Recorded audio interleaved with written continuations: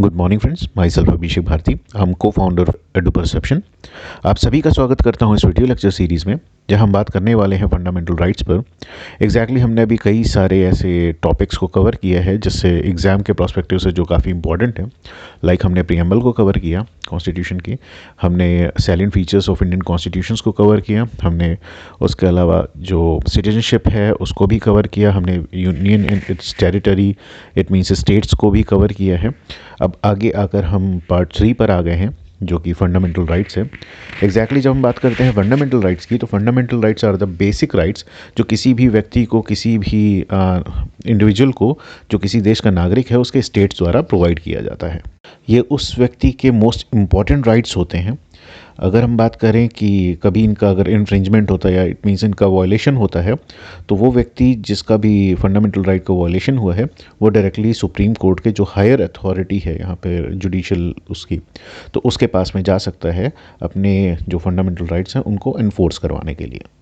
Fundamental rights की अगर हम हिस्ट्री की बात करें तो फंडामेंटल राइट्स सबसे पहली बार 13वीं सेंचुरी में लगभग 1215 ईस्वी के आसपास में ब्रिटेन में किंग जॉन के द्वारा प्रोवाइड किए गए थे। वहाँ पर इसे मैग्ना कार्टा कहा गया था। तभी हम फंडामेंटल राइट्स, जब भी कभी राइट्स की बात होती है तो हम उसे मैग्ना कार्टा भी कहते हैं। इंडियन कॉन्स्टिट्यूशन में फंडामेंटल राइट्स को पार्ट 3 में रखा गया है, जहाँ पर आर्टिकल 12 to 35 में फंडामेंटल राइट्स को डिफ़ाइन किया गया है। अगर हम बात करें इंडिया में फंडामेंटल राइट्स को, तो ये जस्टिसिएबल इन नेचर है। इट मीन्स कि अगर बाय द वे कभी किसी का भी फंडामेंटल राइट का वायलेशन होता है तो वो डायरेक्टली कोर्ट जा सकता है। और इंडिया का जो कॉन्स्टिट्यूशन है उसमें फंडामेंटल राइट्स बहुत ज़्यादा इलैबोरेटेड फॉर्म में है। किसी वर्ल्ड के किसी भी कॉन्स्टिट्यूशन में इतना इलैबोरेटेड फॉर्म में फंडामेंटल राइट्स को नहीं रखा गया है। इवन जहाँ से हमने इस फंडामेंटल राइट्स को बोरो किया है, यूएसए, वहाँ पर भी इनको इतने अच्छे ढंग से इलैबोरेट नहीं किया गया है। कुछ फंडामेंटल राइट्स सिटीजन्स को अवेलेबल हैं, वाइल कुछ ऐसे फंडामेंटल राइट्स भी हैं जो फॉरेनर्स को भी मतलब दिए गए हैं। फॉरेनर्स के साथ में लीगल पर्सन्स और हमारे जो सिटीजन्स हैं उनको तो वो मिले हैं। एक मोस्ट इम्पॉर्टेंट बात कि जो हमारे फंडामेंटल राइट्स हैं वो एब्सोलूट नेचर के नहीं है। इट मीन्स कि स्टेट जो है वो उस पर कुछ रीजनेबल रेस्ट्रिक्शंस लगा सकता है। इवन ये जो हमारे फंडामेंटल राइट्स हैं ये परमानेंट नहीं है। इन पर अगर पार्लियामेंट चाहे तो इन्हें हटा भी सकता है और इनमें कुछ मॉडिफिकेशंस भी कर सकता है। लेकिन ये जो मॉडिफिकेशन है या अल्टरेशन है या फिर इसे हटाने का जो तरीका है रिपील का, वो एग्जैक्टली आर्टिकल 368 के थ्रू जो स्पेशल प्रोविज़न दिया गया है कॉन्स्टिट्यूशनल अमेंडमेंट का, सिर्फ उसी के तहत किया जाएगा, ना कि सिंपल जो अमेंडमेंट है उसके थ्रू किया जाएगा। और ये जो रिपीलिंग है या फिर मतलब इसमें कोई बदलाव है फंडामेंटल राइट्स में, ये उस दायरे में किया जाएगा ये जो बेसिक स्ट्रक्चर को ज़रा सा भी से कुछ इफेक्ट ना पड़े। तो चलिए शुरू करते हैं इस टॉपिक को। भारत का जो संविधान है ये सभी सिटीजन्स को एग्जैक्टली कुछ फंडामेंटल राइट्स प्रोवाइड करता है, जो कि पार्ट 3 जो कॉन्स्टिट्यूशन का है उसमें दिए गए हैं, जो आर्टिकल 12 से 35 तक डिटेल में प्रोवाइड किए। अगर हम देखें तो ये टोटल 6 तरह के कुछ राइट्स हैं जिन्हें 6 कैटेगरीज में डिवाइड कर सकते हैं हम। सबसे पहले अगर हम देखें डेफिनेशन है स्टेट की जो आर्टिकल 12 में है, और फिर उसके बाद में आर्टिकल 13 है जिसमें कुछ ऐसे उपबंध किए गए हैं कि एग्जैक्टली अगर कभी कॉन्ट्रडिक्शन होता है किसी भी लॉ का जो एग्जिस्टिंग पहले से चला आ रहा है या अभी है, जो हमारे फंडामेंटल राइट्स को वॉयलेट करता है, तो वो एब इनिशियो तुरंत का तुरंत नल एंड वॉइड घोषित हो जाएगा। इट मीन्स कि इमीडिएट इफेक्ट से उसे खत्म कर दिया जाएगा। जो फर्स्ट कैटेगरी ऑफ राइट है वो है राइट टू इक्वालिटी, जो कि आर्टिकल 14 to 18 में दिया गया है।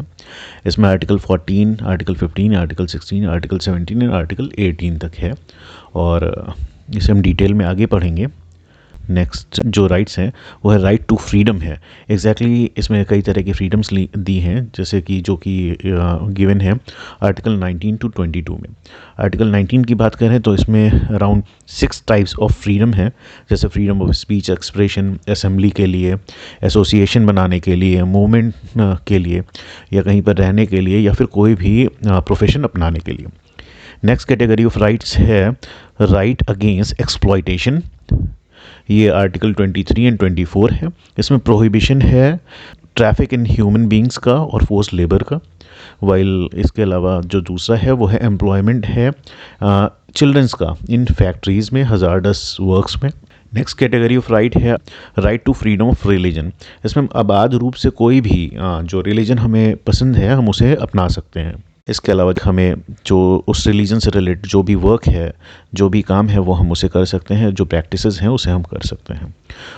नेक्स्ट कैटेगरी ऑफ राइट है वो है कल्चरल एंड एजुकेशनल राइट्स, जो कि आर्टिकल 29 इन 30 में है। ये सर्टेन राइट्स माइनॉरिटीज़ के लिए हैं, जैसे कि आर्टिकल 29 ये लिंग्विस्टिक माइनॉरिटीज़ के लिए, वाइल जो आर्टिकल 30 है जो रिलीजियस माइनॉरिटीज़ हैं उनके लिए है। तो इसमें जैसे कि वो अपने कल्चर को और या फिर लैंग्वेज को प्रोटेक्ट करने के लिए कुछ भी मतलब लाइक इंस्टीट्यूशंस को बना सकते हैं। वाइल जो आर्टिकल 30 है ये रिलीजियस माइनॉरिटी की बात करता है, इसमें इंस्टीट्यूशन, एजुकेशनल इंस्टीट्यूशन को एडमिनिस्ट्रेशन करने की बात दी गई है। वहीं पर मोस्ट इम्पॉर्टेंट राइट जो है वो है आर्टिकल 32 के अंडर में दिया गया है, जिसे हम कहते हैं right to constitutional remedies. Doctor Ambedkar ने इसे संविधान की आत्मा कहा है। एक्चुअली जब भी किसी व्यक्ति का कोई फंडामेंटल राइट वायलेट होता है तो हम डायरेक्टली आर्टिकल 32 के तहत सुप्रीम कोर्ट जा सकते हैं। इसके तहत हमें 5 प्रकार की रिट जो है सुप्रीम कोर्ट हमारे लिए निकालता है, और जिससे कि जो एग्रीव्ड पर्सन है जिसका फंडामेंटल राइट वायलेट हुआ है उसे रेमेडी मिल पाती है। इसके साथ ही आर्टिकल 226 के थ्रू हम हाई कोर्ट जा सकते हैं अपने फंडामेंटल राइट्स और दूसरे राइट्स को एनफोर्स करवाने के लिए। ये पावर जो हाई कोर्ट की है हमें कभी कभी लगती है कि शायद सुप्रीम कोर्ट की पावर से ज़्यादा बड़ी है, क्योंकि सुप्रीम कोर्ट सिर्फ फंडामेंटल राइट्स को वायलेशन पे हमें रेमेडी प्रोवाइड करता है, वाइल हाई कोर्ट आर्टिकल 226 के थ्रू हमें फंडामेंटल राइट्स के साथ साथ में दूसरे राइट एक तरह से प्रोटेक्ट करता है। इसके बाद में आता है आर्टिकल 12 जो कि डेफिनेशन देता है स्टेट की। यहाँ पर जो डेफिनेशन स्टेट की है वो कॉन्स्टिट्यूशन में, एंटायर कॉन्स्टिट्यूशन में जहाँ भी स्टेट की बात होगी तो सेम डेफिनेशन यही यूज़ होगी, जो कि डेफिनेशन ऑफ स्टेट जो है आर्टिकल 12 के अंदर दिया गया है। आर्टिकल 12 के तहत जो स्टेट की डेफिनेशन है वो बताती है the state includes the following. States में स्टेट की डेफिनेशन में आएगा government and parliament of India. इसके अलावा जो एग्जीक्यूटिव है और लेजिस्लेटिव ऑर्गन है यूनियन गवर्नमेंट का। इसी के साथ साथ में government and legislature of a state and it's executive and legislative organ of state government. इसके साथ में ही ऑल लोकल अथॉरिटीज़ जैसे कि म्यूनिसिपैलिटीज़ हैं, पंचायत्स हैं, डिस्ट्रिक्ट बोर्ड्स हैं, ये सारी चीज़ें। इसके अलावा जो ऑल अदर अथॉरिटीज़ जो कि स्टैट्यूटरी या नॉन स्टैट्यूटरी अथॉरिटीज़ हैं, जैसे कि LIC of India, ONGC, SAIL, GAIL etcetera. इसके अलावा जो सुप्रीम कोर्ट ने एक अपने डिसीजन में कहा था कि कोई भी अगर प्राइवेट बॉडी है या एजेंसी है वो अगर गवर्नमेंट के इंस्ट्रूमेंट के अंडर में काम कर रही है या गवर्नमेंट के अंडर में काम कर रही है या फिर गवर्नमेंट का उस पर कंट्रोल है तो वो भी स्टेट की डेफिनेशन में आएगी अंडर आर्टिकल 12 के तहत। आर्टिकल 13 कहता है law inconsistent with fundamental rights. It means article 13 जो है ये बताता है कि कोई भी लॉ जो हमारे संविधान के लागू होने से पहले से हो या संविधान के आने के बाद में, अगर वो इनकंसिस्टेंट है हमारा फंडामेंटल राइट्स के अगेंस्ट, ठीक है, या फिर फंडामेंटल राइट्स का किसी ना किसी तरह से वो छोटा कर रहा है उसके पर्व्यू को, या बाय द वे उसका अल्पीकरण कर रहा है, तो वो तुरंत का तुरंत क्या है वॉइड घोषित हो जाएंगे, यानी अमान्य हो जाएंगे। इसी के साथ आर्टिकल 13 जो है ये जुडिशल रिव्यू को भी प्रोवाइड करता है, जिसके तहत जो सुप्रीम कोर्ट है उसे पावर है आर्टिकल 32 के तहत, और हाई कोर्ट को पावर है 226 के तहत कि वो किसी भी लॉ को अनकॉन्स्टिट्यूशनल या फिर इनवैलिड डिफाइन कर सकता है, घोषित कर सकता है अगर वो कॉन्ट्रवेंशन कर रहे हैं फंडामेंटल राइट से। तो next important set of right है वो एग्जैक्टली है राइट टू इक्वालिटी, जो आर्टिकल 14 to 18 दिया गया है। और इसमें जो सबसे पहला राइट है अंडर आर्टिकल 14 वो है equality before law and equal protection of law. इसमें दिया गया है कि state shall not deny to any person equality before the law और the equal protection of the law within the territory of India. It means कि state जो है किसी भी व्यक्ति को कानून के समक्ष समानता से या भारत के क्षेत्र में जो कानून है उसके समान संरक्षण से वंचित नहीं किया जाएगा। आर्टिकल 14 जो है ये एग्जैक्टली नेचुरल जस्टिस और रूल ऑफ लॉ का जो प्रिंसिपल है इससे मिलकर बना है, और एग्जैक्टली ये एक इम्पॉर्टेंट इंग्रेडिएंट है जो हमारा कॉन्स्टिट्यूशन का बेसिक स्ट्रक्चर है उसका। आर्टिकल 14 कहता है कि कोई भी व्यक्ति जन्म के आधार पे या किसी और वजह से किसी दूसरे व्यक्ति से ऊपर नहीं होगा। इट मीन कि सभी कानून की नज़र में इक्वल ट्रीटमेंट मिलेगा। इट मीन्स कि चाहे वो अमीर व्यक्ति हो चाहे गरीब व्यक्ति हो, दोनों को एक ही तरह से न्याय मतलब पाने का अधिकार है और दोनों को कानून की नज़र में एक ही तरह से देखा जाएगा। नेक्स्ट आर्टिकल 15 ये बताता है कि prohibition of discrimination on certain grounds. It means state shall not discriminate against any citizen on grounds only of religion, race, caste, sex और place of birth. It means कि स्टेट जो है कभी भी किसी भी व्यक्ति में religion, caste, sex, place of birth इनके आधार पर कभी भी किसी तरह का कोई डिस्क्रिमिनेशन नहीं करेगा। हालांकि इसमें कुछ चीज़ें एक्सेप्शन भी हैं, जैसे कि हम जब SC/STs की बात करते हैं या फिर most vulnerable section of the society, जब हम चाइल्ड्स की बात करते हैं या फिर वुमेन्स की बात करते हैं, तो स्टेट को ये निर्देश है कि वो उनके लिए कुछ स्पेशल प्रोविज़न्स कर सकता है। जैसे कि हम देखते हैं कि आरक्षण की जो व्यवस्था है वो यही स्पेशल प्रोविज़न है कि भाई उनको हम अपलिफ्ट कर सकें और main section of the society में ला सकें। सेम इसी तरह से विमेंस के लिए कुछ इम्पॉर्टेंट रूल्स बनाए गए हैं, कुछ इम्पॉर्टेंट उनके लिए लाइक इंस्टीट्यूशंस बनाए गए हैं कि उन्हें प्रमोट किया जा सके, कि उनके साथ में जो इनजस्टिस है वो ना होने पाए। और जैसे कि चिल्ड्रंस को स्पेशल केयर चाहिए तो उनके लिए भी कुछ इंपॉर्टेंट चीज़ें की गई हैं। ये इसका हालांकि लगता तो हमें कि ये गलत है, बट एग्जैक्टली ये एकदम सही चीज़ है। नेक्स्ट आर्टिकल 16 ये कहता है equality of opportunity in public employment. It means कि स्टेट जो है सभी को इक्वल अपॉर्चुनिटी प्रोवाइड करेगा और state shall not discriminate on the basis of same, जो अभी हमने अभी ऊपर आर्टिकल 15 में देखा था, उन ग्राउंड्स पे like race, caste, sex, place of birth and gender के बेसिस पे कभी भी कोई डिस्क्रिमिनेशन नहीं करेगा जब भी बात एम्प्लॉयमेंट की आएगी।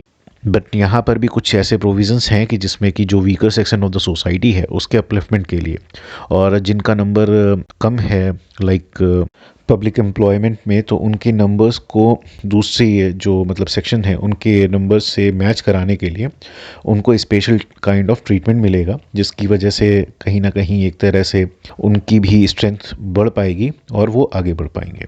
नेक्स्ट इम्पॉर्टेंट जो आर्टिकल है वो है आर्टिकल 17, जो कि अबोलिशन ऑफ अनटचेबिलिटी बताता है। एग्जैक्टली अबोलिशन ऑफ अनटचेबिलिटी का मतलब है कि कोई भी ऐसा काम कोई नहीं करेगा जो किसी भी तरह से अनटचेबिलिटी प्रैक्टिस करने को बढ़ावा दे या अनटचेबिलिटी प्रैक्टिस हो रही हो। जब हम बात करते हैं अनटचेबिलिटी की, इट डजंट मीन कि हम किसी को छुआछूत ही करें, लाइक किसी को टच करने से संबंधित ये एग्जैक्टली सिर्फ प्रबंध नहीं करता है। उसके अलावा किसी भी फॉर्म में अनटचेबिलिटी हो सकती है। जैसे कि हम देखते हैं कि किसी को मंदिर जाने से रोका गया, लाइक किसी को शॉप में जाने से रोका जा रहा है या किसी पब्लिक प्लेस पे जाने से किसी को मना किया जा रहा है कि आप वहाँ नहीं जा सकते। इसके अलावा भी जैसे रिसेंट एक एग्जांपल हमने देखा था कि भाई कि सबरीमाला केस में क्या था कि जो फीमेल्स डिवोटीज़ थी उनको मंदिर में प्रवेश करने की इजाज़त नहीं थी। ये भी एक तरह का जो है इसे भी अनटचेबिलिटी ही माना गया है। नेक्स्ट इंपॉर्टेंट आर्टिकल है article 18। It says abolition of titles.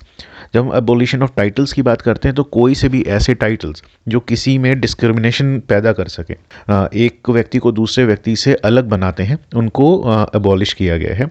But ऐसे टाइटल्स जो किसी भी व्यक्ति ने मिलिट्री रैंक्स के थ्रू पाए गए हों या किसी आर्म फोर्सेस में मिले हों या फिर इसके अलावा कोई भी स्टडी या पढ़ाई से संबंधित जो उसने एजुकेशन से पाए गए टाइटल्स हैं, उसको वो ये एबॉलिश नहीं करता है। आई थिंक आप सभी को ये वीडियो लेक्चर अच्छा लगा होगा। अगर आप सभी को ये वीडियो लेक्चर अच्छा लगा हो तो प्लीज़ कमेंट ज़रूर करें, लाइक ज़रूर करें और हमें बताएं कि एग्जैक्टली इसमें क्या और सुधार किए जा सकते हैं और इसमें क्या कुछ चीज़ें की जा सकती हैं, क्योंकि ये बहुत ही इंपॉर्टेंट आपके सजेशंस होंगे। इन सजेशंस के आधार पर ही हम आगे के जो वीडियोस हैं उन पर काम करेंगे। So thank you.